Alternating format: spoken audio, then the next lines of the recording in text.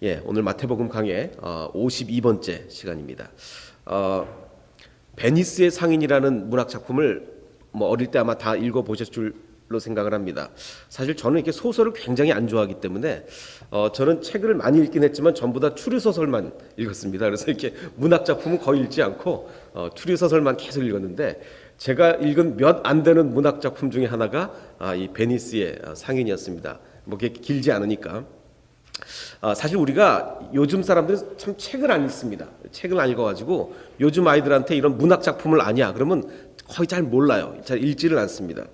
그런데 우리가 이 성경을 읽고 이 책을 읽는 것이 굉장히 중요합니다. 갈수록 책을 안 읽는 시대가 되었는데, 그래서 재밌는 풍자 그림이 하나 있더라고요.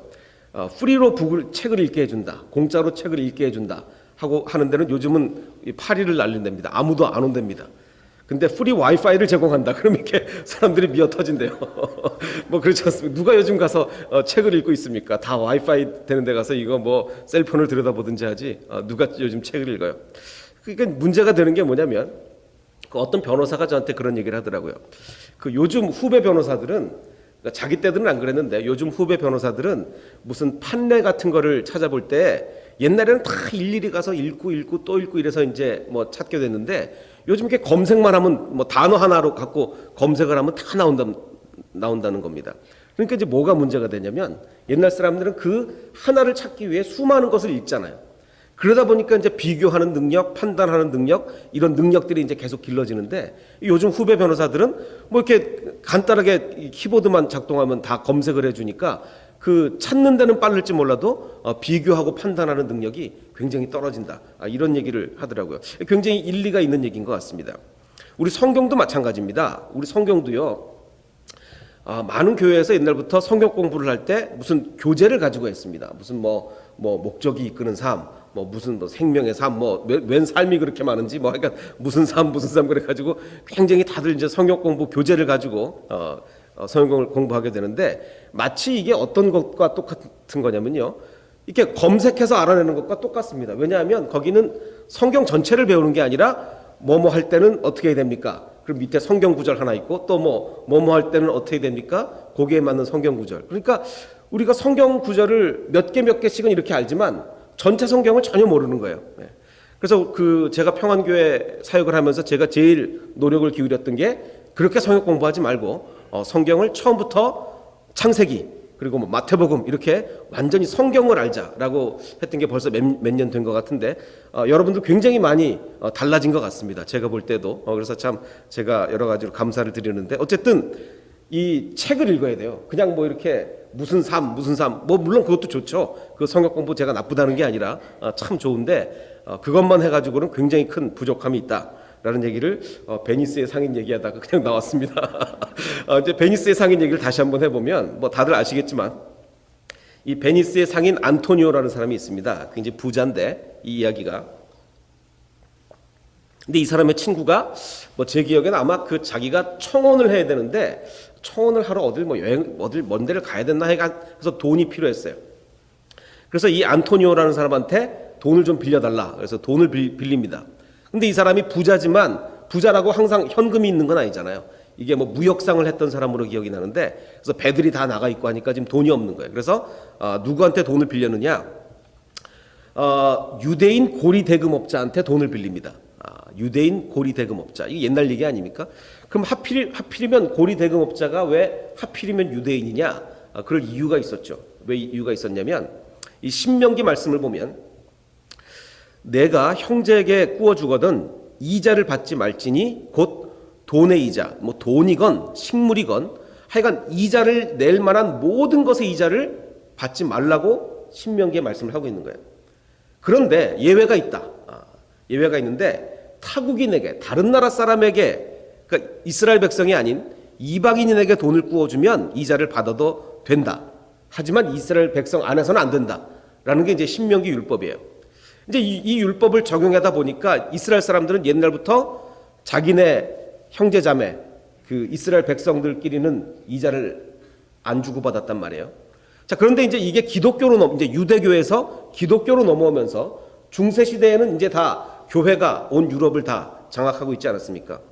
그러니까 이제 기독교인들이 이제 이 율법을 적용하다 보니까 형제를 이제 누구로 그 제한을 했냐면 같은 기독교인들끼리는 이자를 주고받으면 안 된다. 이제 이렇게 된 거예요. 근데 문제는 그 당시에 중세 시대에는 모든 국민들이 다 전원 다 기독교인이잖아요. 전원 다. 그러니까 이제 아예 이자를 주고받는 뭐 은행이라든가 이제 이런 게 없는 거죠. 그러다 보니까 돈을 빌리려면 누구한테 빌려야 됩니까? 이때 유대인들이 돈을 빌려주기 시작한 거예요. 왜? 이방인들을, 그 기독교인들을 이방인으로 생각한 거예요. 이방인. 자기네 나라 민족 유대인끼리는 이자를 못 줘도 기독교인들한테는 이자를 줘도 된다라고 생각을 한 거죠. 그래서 그때 당시부터 누가 돈놀이를 이제 하기 시작했느냐? 유대인들이 이제 돈을 가지고 이자를 받기 시작했습니다. 기독교인들한테. 자, 그래서 기독교가 유럽을 장악한 중세 시대에는 1179년부터 이자를 받는 사람은 교회에서 파문을 시켰어요. 파문을. 근데 어차피 유대인들이야 교회에 소속이 되지 않고 유대교를 믿으니까 아무 관계없이 돈놀이를 한 거죠. 그래서 그때부터 해서 전 세계의 금융업계, 은행을 누가 장악하게 됐느냐? 유대인들이 이제 장악을 하게 된 겁니다. 사실 전 세계의 웬만한 유명한 은행들은요, 거의 다 유대인 겁니다. 대부분의 유명한 은행은 전부 다 유대인 거예요. 이때부터 이제 그렇게 된 거죠. 자, 더군다나 이제 더 나아가서 14세기 프랑스, 아직 중세 시대죠. 14세기에 프랑스에 살았던 어떤 랍비는 이런 말까지 했어요. 어떤 말까지 했냐면, 이방인에게 이자를 받아도 좋다는 것은 받아도 된다가 아니라 꼭 받아야 한다는 적극적인 명령이다. 왜 그러냐? 의의 기준에서 벗어나지 않는 범위에서 우상 숭배자에게 가능한 큰 손해를 입혀야 되기 때문에 이자를 많이 받아내가지고 많은 손해를 입혀야 되기 때문에 이자를 꼭 받아내야 된다라고 하는 좀 약간 어떻게 보면 좀 어처구니 없는 해석인데 이제 이런 주장까지 있을 정도로 유대인들은 자기네끼리는 이자를 안 받았지만 기독교인들한테 이자를 받아가지고 이제 그때부터 아주 거부들이 된 겁니다. 거부가. 자, 근데 제가 오늘 이 말씀을 드리는 이유는 아직 얘기가 안 끝났네요. 안토니오 베니스의 상인에 보면 안토니오의 대사가 하나 나오는데 어떤 대사가 나오냐면 지금 돈을 빌리러 누구한테 갔다고요? 유대인 고리 대금업자한테 돈을 빌리러 갔단 말이에요. 그래서 이제 그래서 그때 당시에 유대인은 저렇게 아주 고약하게 생긴 할아버지처럼 항상 그림이 그려집니다. 맨날 돈 빌려주고 많은 이자를 받아먹고 뭐 이러기 때문에 아주 다 고약하게 그려져요. 그래서 안토니오가 이렇게 얘기합니다. 나는 이자를 수수하는 금전 거래를 해본 적이 없지만 내 친구의 시급한 필요를 해결해 주기 위해서 관행을 깨고 내가 너한테 유대인 고리 대금업자한테 내가 돈을 빌리려 한다라고 이제 얘기를 합니다. 그러자 이제 우리가 이 베니스의 상인 잘 아는 대로 이 사람이 어떤 조건을 내 겁니까? 이 사람은 이 베니스의 유대인 고리 대금업자는 이 안토니오가 굉장히 미웠어요. 왜 미웠을까요? 이 사람은 돈도 많고 착해가지고 주변 사람들한테 돈을 빌려주는데 항상 당연히 무이자로 빌려주죠. 당연히 무이자로. 그러니까 이 유대인 고리대금업자가 이자를 높일 수가 없잖아요. 왜? 안토니오가 막 공짜로 다 빌려주고 이렇게 이자 안 받고 빌려주고 하니까. 그러니까 미웠던 거죠. 그래서 이 안토니오를 죽이고 싶은 마음에 오케이. 그럼 내가 돈을 빌려줄 텐데 그 대신 조건이 있다. 네가 돈을 못 갚으면 네 살을 1파운드를 내가 제거하겠다라고 이제 얘기를 하는 겁니다. 그럼 이제 죽게 되는 거 아닙니까? 자, 그래서 어떤 일이 벌어집니까? 드디어 이 사람의 뭐 배가 침몰하고 이래가지고 침몰했든가 뭐 늦었든가 하여간 돈이 안 들어와가지고 정해진 날짜에 갚지 못하게 됐습니다. 그러자 어떤 일이 벌어졌죠? 이제 살을 이제 떼내야 되는 거야. 1파운드를 떼내야 되는데 마지막 순간에 어떤 결정이 내려졌냐? 아주 지혜로운 결정이 내려졌죠. 예, 살은 떼도 되는데 계약에 의해서 피는 흘리면 안 된다. 그래서 뭐 피를 흘리고 살을 뗄 방법이 없으니까 결국 이제 무산이 된 거죠. 자, 오늘 이제 비슷한 얘기가 조금 비슷한 얘기가 나옵니다. 성경에서 가장 유명한 예수님의 비유가 어떤 비유예요? 심지어는 교회 안 다니는 사람들까지 알고 있는 가장 유명한 예수님의 비유. 바로 이 달란트 비유예요. 달란트 비유라 그러면 아마 교회 안 다니는 사람까지도 꽤 많이 압니다. 자, 그런데 이 주인이 달란트를 맡긴 주인이 한 달란트 받은 종에게 뭐라고 얘기를 하냐면 이 한 달란트 받은 종이 아무것도 안 남기고 있으니까 이 악하고 게으른 종아 그러면 내가 마땅히 내 돈을 취리하는 자 뱅커 그러니까 이자를 받는 사람한테 가서 내 돈을 맡겼다가 나중에 나한테 이자라도 받게 돼야 될 거 아니냐라고 이제 주인이 얘기하는 거예요. 자, 그러면 이게 지금 2000년 전 얘기인데 그때 당시만 해도 유대인들은 어느 누구도 이자를 주지 않을 시대인데, 그러면 예수님을 상징하는 이 주인이 왜 이런 얘기를 했느냐가 이제 오늘의 의문입니다. 왜 그랬을까요? 예, 오늘의 이제 의문을 풀어보겠습니다. 자, 제가 방금 말씀드린 대로 심지어는 교회 안 다니는 사람까지 아는 비유가 바로 이 달란트 비유예요. 달란트 비유. 자, 그런데 이 달란트 비유와 거의 유사한 비유가 누가복음에 또 나옵니다. 혹시 아십니까? 이 달란트 비유와 거의 비슷한 비유가 누가복음에 나와요. 모르시는 표정이네요. 모르시는 표정. 이게 무슨 얘기냐면 그 열 문화의 비유라는 게 나옵니다. 열 문화의 비유. 어떤 비유냐면 누가복음에 있는 비유인데, 어떤 귀족이 왕위를 받아가지고 오려고 먼 나라로 떠났습니다. 왕위를 받아가지고, 요거는 마태복음보다 조금 자세해요. 마태복음은 그냥 어떤 사람이 다른 나라로 갔다라고만 돼 있는데, 누가복음에서는 어떤 귀족이 이제 왕위를 받아가지고, 예수님이 이제 그 왕으로서 이제 오시는 거 아닙니까? 오려고 먼 나라로 갔는데 종 10명을 불러서 열 문화를 나눠주면서 내가 돌아올 때까지 장사를 해라 라고 해서 이제 갔다 올 때 어떤 사람은 이걸 받아가지고 많이 남기고, 또 어떤 사람은 열 문화 남기고, 그 한 사람이 한 문화씩 받은 거예요. 똑같이. 그 달란트 비유처럼 뭐 5달란트, 2달란트, 1달란트 받은 게 아니라 10사람이 한 문화씩 똑같이 받았습니다. 근데 어떤 사람은 10문화 남기고, 어떤 사람은 5문화 남기고, 어떤 사람은 아무것도 안 남기고. 얘기가 거의 비슷합니다. 뭐만 틀리냐면 그 돈의 액수만 달라요. 돈의 액수가, 달란트 비유는 한 달란트라는 거는 한 명이 거의 20년 동안 일해야 벌 수 있는 어마어마한 금액입니다. 달란트. 굉장히 큰 돈이죠. 근데 문화는 어떤 단위냐? 한 3개월 임금이에요. 3개월 임금. 그러니까 더 현실적으로 다가오겠죠. 더 현실적으로. 사실 그 거의 비슷한 얘기예요. 그런데 왜 이 두 비유 중에 달란트 비유는 교회 안 다니는 사람도 잘 아는데 이 열 문화의 비유는 교회 다니는 사람도 잘 모르느냐? 그 이유가 뭐겠습니까? 뭐 여러 가지 있겠지만 혹시 이것 때문이 아닌가? 달란트 비유는 마태복음이니까 먼저 나오잖아요. 먼저 나오고 우리 성경 읽다가 누가복음 또 읽다가 이거 뭐 마태복음 나온 얘기랑 거의 비슷하네 그러면 휙 넘어가서 그래서 혹시 모르느냐? 아니면 돈의 액수가 크니까 우리가 더 거기 꽂히느냐? 이게 달란트하고 문화하고는 뭐 몇백 배, 뭐 거의 1000배 뭐 이렇게 차이 나는 거 아닙니까? 한 달란트는 20년 봉급, 뭐 한 문화는 3개월 봉급 이러니까 뭐 엄청난 액수의 차이가 나잖아요. 그러니까 마치 이런 거죠. 열 문화 비유는 독립 영화에 비유하자면 그 달란트 비유는 헐리우드 그 초호화 배역의 그 헐리우드 영화 같은 그런 느낌이 딱 난단 말이에요. 그러니까 우리 머릿속에는 뭐만 있어요? 달란트 비유만 있는 거죠. 열 문화 비유는 이게 우리 머릿속에 없는 거예요. 누가복음에 이렇게 버젓이 있는데도. 그래서 아마도 그 액수의 비율 차이만큼이나 그 인지도의 차이가 있지 않은가 그런 생각이 듭니다. 자, 그런데 이 마태복음에 나오는, 물론 누가복음도 마찬가지지만 이 경영자는요, 그 주인은 바로 대단한 경영자예요. 어떤 의미에서 대단한 경영자냐?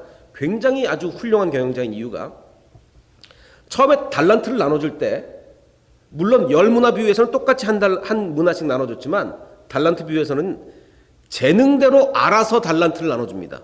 이 사람은 5달란트를 받을만 하기 때문에 5달란트 받은 거예요. 그 사람은 2달란트를 받을만 하고 이 사람은 1달란트를 받을만 하기 때문에 그렇게 받은 거예요. 그냥 무조건 나눠준 게 아니라 다 그 사람의 재능을 파악했습니다. 그러자 아니나 다를까 이 5달란트를 받은 사람은 받자마자 바로 가서 장사를 합니다. 그래서 열심히 일해서 남겨요. 그러니까 이 주인의 안목이 옳았다는 걸 증명해 주는 거예요. 주인의 안목이. 마찬가지로 1달란트 받은 자는 역시나 그냥 꽁꽁 숨겨두고 아무 일도 안 했잖아요. 그러니까 이 주인의 안목이 옳았던 거죠. 다시 말해서 이 경영자가 되려면요, 이 밑에 있는 부하 직원, 그때 당신 종이었겠죠. 이 종들의 능력을 잘 파악해야 올바른 경영자가 되지. 그 종들의 능력과 특성을 파악하지 못하면 어떻게 경영자가 되겠습니까? 그러니까 이 달란트 비유에 나오는 이 주인은 굉장한 경영자예요. 그 다음에 그 주인이 이제 평가를 하는데 잘하였도다 착하고 충성된 종아. 남긴 사람한테는 이렇게 얘기했어요. 그럼 못 남긴 사람은 어떻게 얘기했느냐?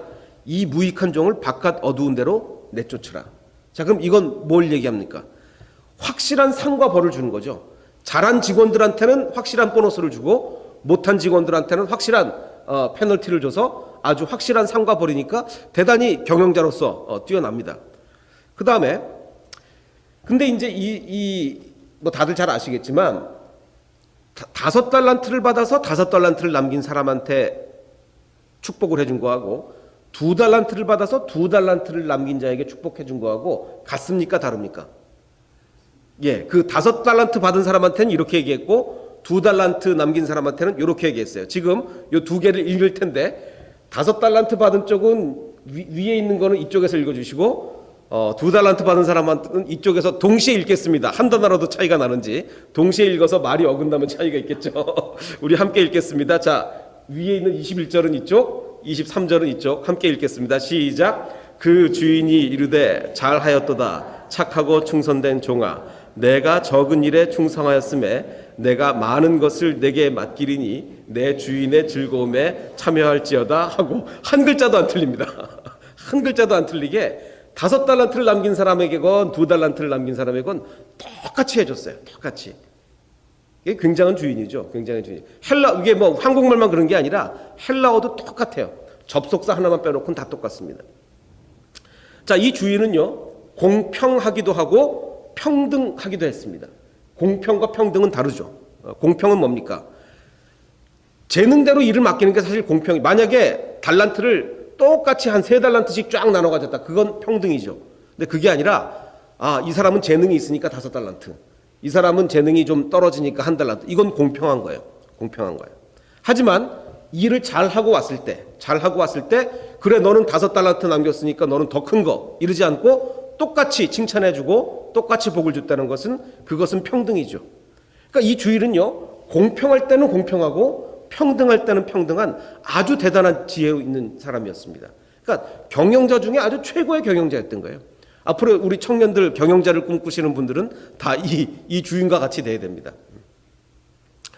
자, 그런데 문제는 이 주인은 대단한 최고의 경영자였는데 그 최고의 경영자를 1달란트 받은 사람이 평가를 하는데 어떻게 평가를 하느냐? 그게 이제 중요한 겁니다. 어떻게 평가하냐면 주여, 그 1달란트 받은 사람이 주인한테 얘기하는 거예요. 주여, 당신은 굳은 사람이라, hardman, 굳은 사람이라 심지 않은 데서 거두고 해치지 않은 데서 모으는 줄을 내가 알았으므로 당신은 굉장히 융통성도 없고 이렇게 뭐 딱딱하고 일도 안 하고 돈 버는군요. 불로소득을 거두는군요.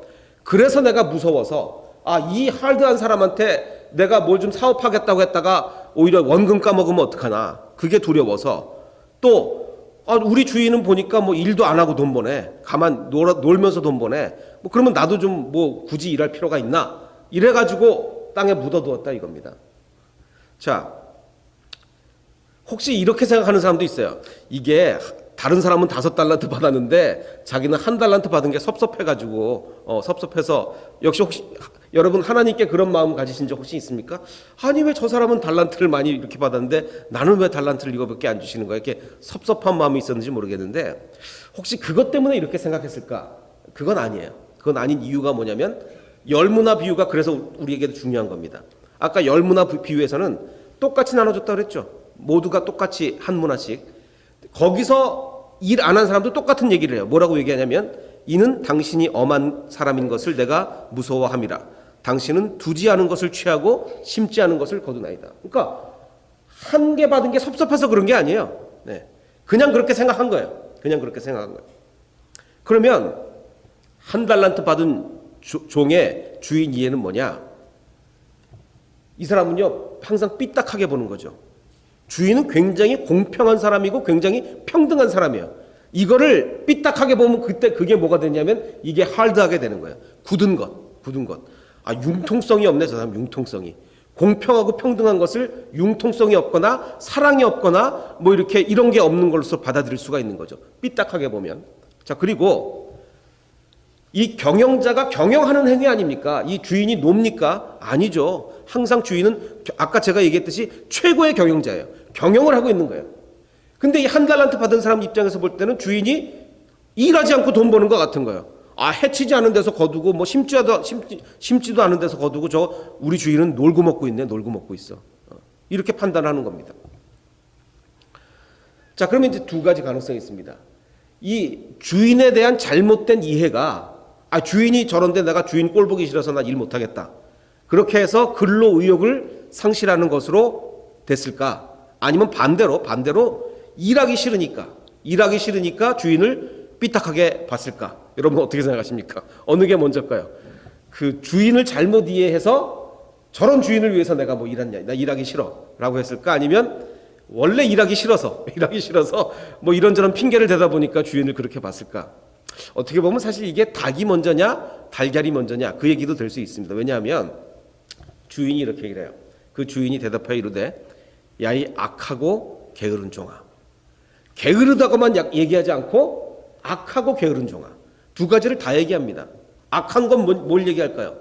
주인을 삐딱하게 보는 거예요. 이 정말 열심히 일하고 이 부하 직원들을 위하고 정말 아주 공평하고 평등하고 열심히 경영을 하는 이 주인을 아주 삐딱하게 봐서 뭐 저런 주인이 다 있어 라고 이제 보는 게 그게 악한 거죠. 게으른 거는 일하지 않은 게 게으른 거 아닙니까? 그러니까 악하고 게으른 종아 둘 다인 거예요. 어떻게 보면 이 두 가지가 서로 그 악순환을 일으키는 거죠. 일하기 싫으니까 주인이 미워 보이고 주인이 미워 보니까 그 주인을 위해서 더 일하기 싫고 더 일하기 싫은 뭐 이렇게 악순환이 일어나는 겁니다. 나는 심지 않은 데서 거두고 해치지 않은 데서 모으는 줄을 만약에 네가 나를 그렇게 이해했어? 내가 너한테 그렇게 보였냐? 라고 말씀하시면서 그러면 오케이 그래 그럼 네 말이 옳다고 치자. 내가 그런 사람이라고 치자. 그러면 네가 마땅히 내 돈을 취리하는 이자를 받는 사람들에게나 맡겼다가 내가 돌아올 때 나를 이자라도 받게 될 거 아니냐. 내가 정 놀고 먹는 사람처럼 보였으면 너도 똑같이 뭐 이자 받는 게 힘든 일이냐? 그 이자 받는 사람한테 돈 맡겨가지고 나한테 이자라도 받게 될 거 아니야. 그러니까 지금 네 말은 일관성이 없다는 거야. 일관성이. 내가 너한테 그런 식으로 비쳤다면 내가 일 안 하고 돈 버는 사람으로 비쳤다면 너도 이자라도 받아야 될 거 아니냐. 나를 위해서 라고 얘기하는 겁니다.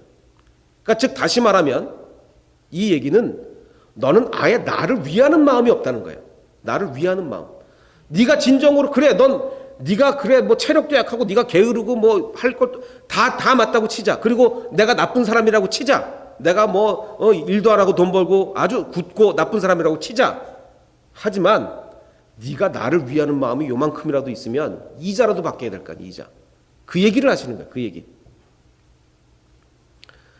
자, 이 종은요 주인을 잘못 판단했고 작은 일조차 하지 않으려고 했습니다. 혹시 우리 하나님에 대해서 그런 마음 갖지 않습니까? 일을 하기 싫은 거예요. 일을. 하나님 일을 해야 되는데 일하기가 싫은 거예요. 그러면 어떤 생각이 드는지 아십니까? 갑자기 하나님이 나한테 섭섭하게 한 게 막 기억나는 거예요. 그러면서 아니 하나님이 나한테 이렇게 해주셨는데 내가 무슨 하나님을 위해서 일해. 하나님이 나한테 뭘 좀 해주셔야 내가 하나님께 일을 하지. 이게 한 달란트 받은 사람이 하는 생각이에요. 한 달란트 받은 사람. 그러면 더 일하기가 싫어집니다. 이 악순환이 이루어지는 거예요. 악순환이.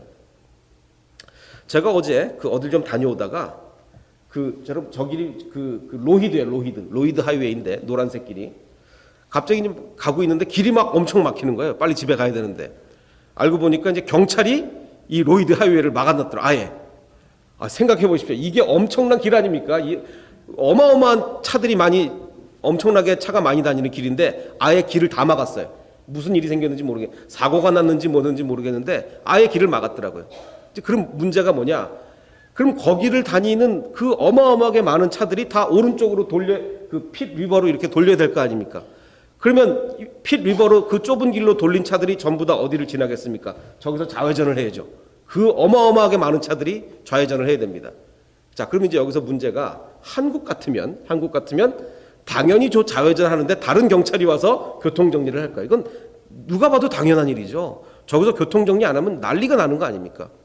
그런데 아무도 거기 없었습니다. 아무도 없어가지고 제가 저 길을 빠져나오는데 거의 1시간이 걸렸어요. 저 길을 빠져나오는데.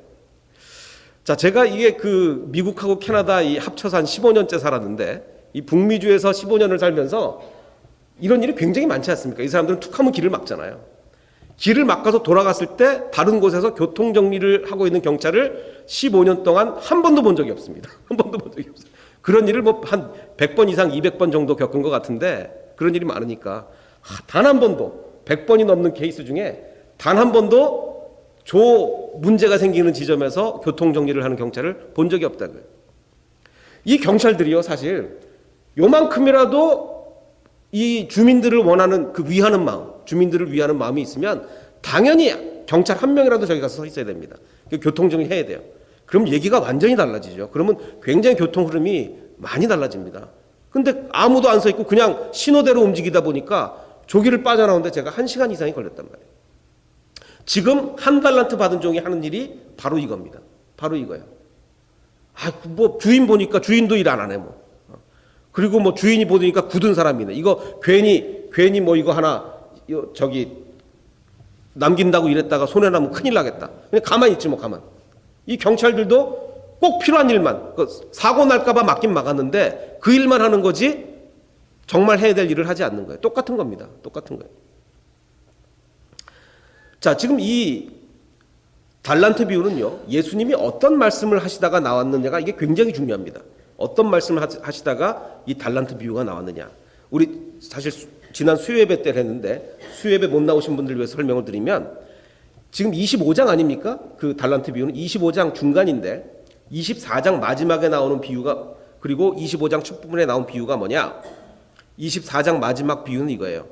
어떤 종이 여기도 종이 주인 떠났는데 주인 떠나간 사이에 종이 자기 동료들을 막 때리고 막 술 먹고 막 이렇게 퍼질러 있는 거예요. 그 이유가 뭐냐? 종이 반드시 더디 온다. 천천히 온다. 절대로 금방 안 온다. 라고 생각했기 때문에 나태해져 가지고 동료들 때리고 막 술 마시고 이랬단 말이에요. 반대로 열 처녀의 비유. 그 어떤 5명의 슬기로운 처녀와 5명의 어리석은 처녀. 이 5명의 어리석은 처녀는 뭐가 문제였습니까? 기름을 준비 안 했어요. 미리. 왜 기름을 미리 준비 안 했어요? 신랑이 분명히 금방 오지 신랑이 어디 늦게 올 리가 있나. 신랑은 분명히 금방 올 거야. 그러니까 내가 뭐하러 여분의 기름을 준비하나. 그럼 정반대 케이스 아닙니까? 첫 번째 거는 우리 주인은 반드시 천천히 온다. 절대로 일찍 올 리가 없다. 이게 문제였고 열처녀의 비유는 우리 신랑은 반드시 금방 오지 늦게 올 리가 없다. 둘 다 문제라는 거야. 둘 다. 예수님은 곧 오십니까? 더디 오십니까? 곧 오세요? 더디 오세요? 이 대답을 못하는 이유가 곧 오실 예수님도 우리는 반드시 준비해야 되고 더디 오실 예수님도 반드시 준비해야 되는 거예요. 그걸 예수님이 지금 얘기하는 거예요. 둘 중에 하나만 준비하다가는 큰일 납니다. 다미 선교회는 뭐가 문제였다고 그랬죠? 곧 오실 주님만 준비했어요. 더디 오실 주님을 준비 안 했어요. 반대로 지금 우리 많은 사람들은 예수님 내일 오신다 그러면 여기 난리 날 겁니다. 난리 날 거예요. 미리 준비를 했었어야죠. 예수님 내일 오시는데 왜 난리가 납니까? 미리 드디어 오시는구나 이래야지 왜 난리가 납니까? 둘 다를 준비해야 되는 거예요. 곧 오실 주님, 더디 오실 주님 둘 다 준비해야죠. 그럼 이 달란트 비유는 뭐냐? 열무나 비유랑 똑같습니다. 열무나 비유는요. 예수님이 열무나 비유를 왜 하셨냐? 그들이 이 말씀을 듣고 있을 때 비유를 더하여 말씀하셨는데 그 이유가 뭐냐면 이는 하나님의 나라가 당장 나타날 줄로 생각했기 때문에 열미나 비유를 얘기했어요. 니네 하나님의 나라가 지금 당장 나타날 줄 알아? 아니, 한참 있다 오실 거야. 라고 하면서 이제 이 얘기를 하시는 거예요. 그러면 왜 당장 나타날 줄로 생각했느냐? 그 앞에 얘기가 삭개오 얘기거든요. 삭개오가 뭐 예수님 만나서 이제 막 기분 좋아가지고 내 소유의 절반이라도 내놓고 뭐 내가 뺏은 거 있으면 4배를 갚겠습니다. 막 이러고 그러자 예수님이 그래 오늘 네 집에 구원이 임했다. 인자가 온 것은 잃어버린 자를 찾아 구원하러 옵니다. 막 이러니까 옆에 있는 사람들이 마음이 어때요? 와 그래 이제 하나님의 나라가 이제 바로 오는구나. 이제 곧 오는구나. 라고 했더니 예수님이 항상 찬물 끼얹는다 그랬죠. 항상 예수님이 그래? 니네들 그렇게 생각해? 아니 하나님의 나라는 또 한참 있다 오실 거야. 이렇게 얘기하는 거예요. 그게 열무나 비유예요. 그래서 열무나 비유에 왕위를 받아가지고 어떤 나라로 떠난다고요? 먼 나라. 왜? 한참 있다 오실 거거든요. 한참 있다.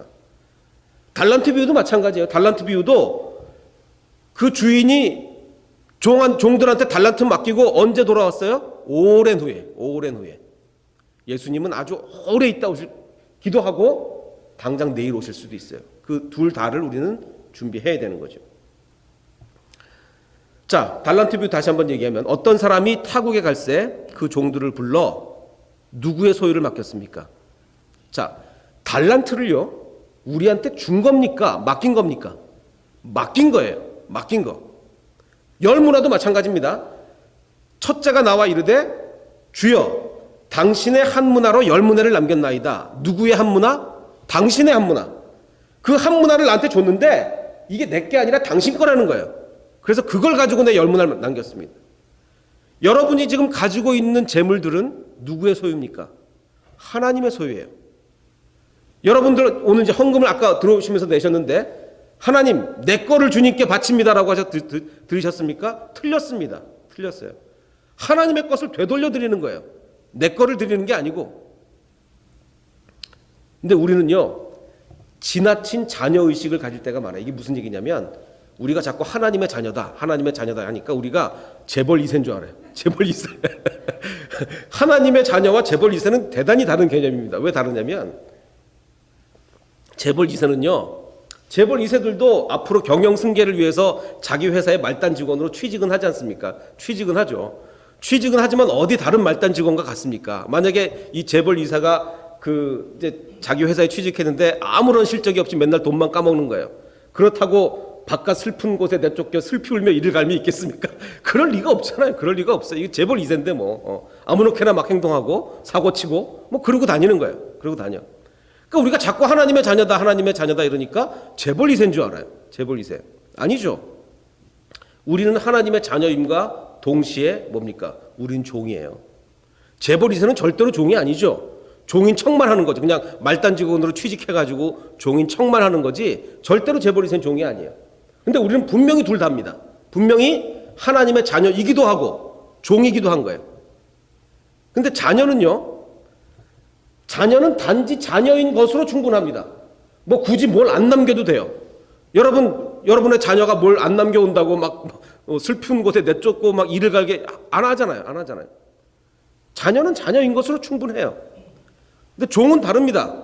종은 일을 해야죠. 종은 일을 해야 됩니다. 우리는 하나님의 자녀인 것도 맞지만 종이라는 거예요. 종. 달란트 비유는 우리에게 종인 것을 상기시켜 주는 거예요. 여러분 정말 하나님의 일을 하고 계십니까?